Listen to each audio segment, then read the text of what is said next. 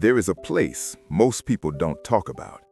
A place where your thoughts get darker, where your prayers feel unanswered, where you smile in public, but inside you feel like you're sinking. It feels like a pit.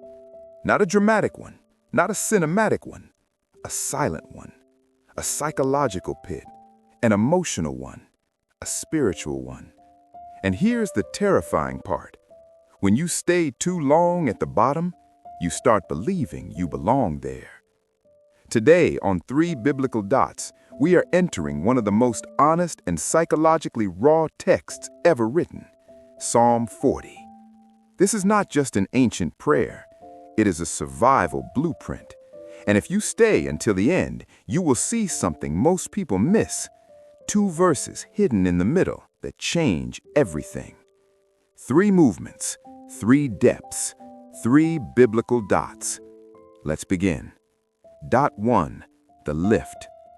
David starts in a place many of us recognize. I waited patiently for the Lord. But here's what the text implies before the waiting. He was already in the pit. Verse 2 says, He lifted me out of the slimy pit, out of the mud and mire. This isn't poetic exaggeration. The Hebrew expression suggests instability, slippery ground, no traction, no control. Have you ever tried climbing out of mud? The more you panic, the deeper you sink. That's the first psychological truth. Desperation without direction creates deeper captivity. But here's what makes Psalm 40 different from most self-help narratives. David does not climb out. He is lifted out. That changes everything. The text says, He set my feet on a rock and gave me a firm place to stand. Notice the contrast. Pit, rock, mud, stability, chaos, security. The first dot of Psalm 40 is this. You don't escape the pit by fighting the mud. You escape it by being lifted to something solid. Even if you don't believe in God, think about this psychologically. Every human being needs a rock, a stable reference point outside their emotions. When everything feels unstable, what is your rock? Money fails, people leave, feelings fluctuate. David says the stability came from outside himself. That's dot 1. But it doesn't stop there. Verse 5 shifts the tone dramatically. Many, Lord my God, are the wonders you have done. They are too many to declare. Something happens when someone survives a pit. They remember, and memory becomes strength. Trauma narrows vision. Gratitude expands it. When you're at the bottom, your brain highlights everything going wrong. David intentionally shifts focus. He counts wonders, and he says there are too many to count. This is not denial. This is recalibration. The first movement of Psalm 40 teaches something radical. The pit is not permanent. The lift is possible, and remembrance protects your mind. That's dot 1. Now, here's the part most people skip. Verses 11 and 12. They sit quietly between thanksgiving and desperation, but they are not random. They are the bridge. Do not withhold your mercy from me, Lord. May your love and faithfulness always protect me. Pause. This is the shift. Because right after celebrating rescue, David admits something uncomfortable. For troubles without number surround me. Wait, I thought he was lifted out. Yes, and that's the tension. Deliverance does not mean the absence of storms. Here's where the fish analogy comes in. When a storm hits the ocean's surface, what do fish do? They don't fight the waves. They go deeper. The deeper waters are calmer. The surface is chaos. The depth is stability. Verses 11 and 12 are the deep water. They show us something most people never understand.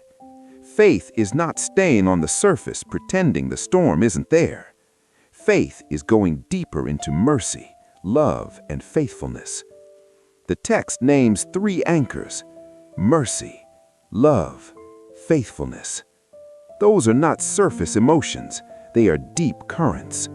When anxiety rises, most people react at the surface level, overthinking, anger, blame, control. But Psalm 40 suggests another movement. Go deeper. And here's the uncomfortable line. My sins have overtaken me. David admits personal failure. No image management, no spiritual performance. He doesn't say, I'm strong. He says, I am overwhelmed. This is important, even if you're not religious. Psychologically, transformation begins when denial ends. Verses 11 and 12 teach us the second dot. The storm may still exist, but depth changes your experience of it. 3 biblical dots. We move from pit to rock to depth. But now comes the most urgent part. Dot 3, the cry. Verse 13 shifts tone abruptly. Be pleased to save me, Lord. Come quickly, Lord, to help me. Did you notice that? Come quickly. There's urgency, almost impatience. And here's where many people disconnect. They think prayer must be calm, polished, emotionally balanced. But David begins and ends this section with urgency. Verse 17, but as for me, I am poor and needy. May the Lord think of me. You are my help and my deliverer. Do not delay, my God. There it is again. Do not delay. This is not disrespect, it's honesty. And here's something powerful. The Bible does not censor emotional urgency. David does 3 things in verse 17. First, he defines his condition. I am poor and needy. No pretending, no spiritual performance. He doesn't say, I'm strong. He says, I am needy. Second, he affirms divine care. May the Lord think of me. That phrase implies attention, intentional focus. Third, he declares position. You are my help and my deliverer. Condition, care, position. That's the structure of healthy surrender. Even if you don't believe in God, the psychological structure is profound. Admit vulnerability. Believe you matter. Anchor yourself to something greater than panic. The third dot of Psalm 40 is this. Desperation is not weakness. Isolation is. And David refuses isolation. He speaks, he cries, he calls, and he ends not in silence, but in expectation. So, what did we see? Dot 1, the lift. You are not meant to stay in the pit. Dot 2, the depth. Storms don't disappear, you go deeper. Dot 3, the cry. Urgent honesty is not faithlessness, it is dependence. Psalm 40 is not just ancient poetry, it is a psychological map. When you feel at the bottom, remember the rock. Go deeper than the storm, and don't be afraid to cry out. Because sometimes, the difference between drowning and surviving isn't the size of the storm, it's the depth you choose.